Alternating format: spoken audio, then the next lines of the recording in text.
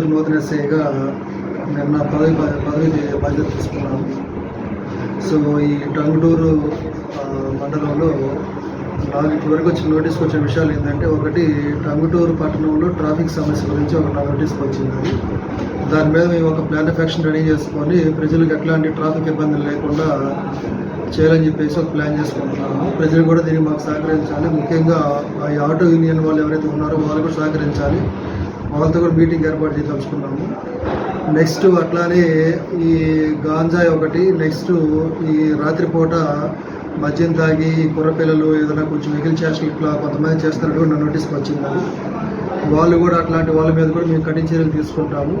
Law and ఆర్డర్ని maintain చేయడంలో మేము గట్టిగానే వ్యవహరిస్తామని చెప్పేసి తెలియపరుస్తూ, మీ దృష్టికి ఏదన్నా ఇట్లాంటి లా అండ్ ఆర్డర్ డిస్టర్బెన్స్ చేసే విషయాలు కానీ, న్యూసెన్స్ చేసేటటువంటి విషయాలు కానీ, ఈ అగతాయిలు ఎవరన్నా కొంచెం ఏదన్నా రాత్రిపూట తిరుగుతూ ఇబ్బంది పెడుతుంటే, లేకపోతే ఈ స్కూల్స్ దగ్గర ఎస్పెషల్లీ స్కూల్స్ వదిలిపెట్టే టైంలో, నెక్స్ట్ అట్లానే స్టార్టింగ్ టైంలో అక్కడ బైక్లు వేసుకొని తిరగటము, కాలేజ్ దగ్గర బైక్లు వేసుకొని తిరగటము, ఆడపిల్లల యూటీ స్టేట్మెంట్ ఇట్లాంటివి ఏదైనా మీ నోటీస్కి వస్తే మీరు నిర్భయంగా నా నెంబర్కి ఫోన్ చేసి మీరు నాకు చెప్పవచ్చు. చెప్పిన వారి విషయాలు చాలా గోప్యంగా ఉంచబడతాయి. సో ఈ లా అండ్ ఆర్డర్ని మెయింటైన్ చేయడంలో మేము చాలా కఠినంగా వ్యవహరిస్తామని చెప్పేసి తెలియజేసుకుంటున్నాము. అందరూ కూడా నాకు కోఆపరేట్ చేయండి, మంచి సర్వీస్ ఇస్తాను. అలాగే నాతో పాటు మా టీం అంతా కూడా అంతా కూడా యంగ్స్టర్స్ అందరూ కూడా బాగా సపోర్టివ్గా ఉంటారు. మేము టంగుటూరు మండలంలో చాలా చోట్ల సీసీ కెమెరాస్ని ఏర్పాటు చేయడం జరిగింది. కొంతమంది దాతలు కూడా వీటిని మాకు డొనేట్ చేశారు.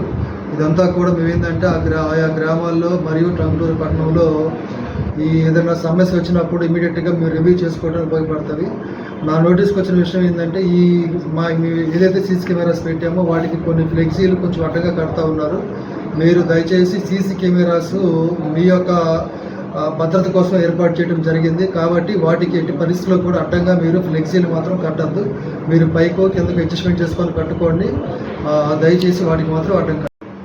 అట్లాగే ఈ వ్యాపారస్తులు వీళ్ళకి కూడా మీరు ఈ ఫ్లెక్సీలు అడ్డం కట్టేసి మాకు కంప్లైంట్స్ కూడా వస్తూ ఉన్నాయి. అవి దయచేసి పంచాయతీ వారిని సంప్రదించి వాళ్ళు సూచన మేరకు మీరు ఫ్లెక్సీలు కడితే బాగుంటుందని చెప్పేసి నా ఉద్దేశం. అది కోఆపరేట్ చేయండి ఆ విషయంలో. Thank you.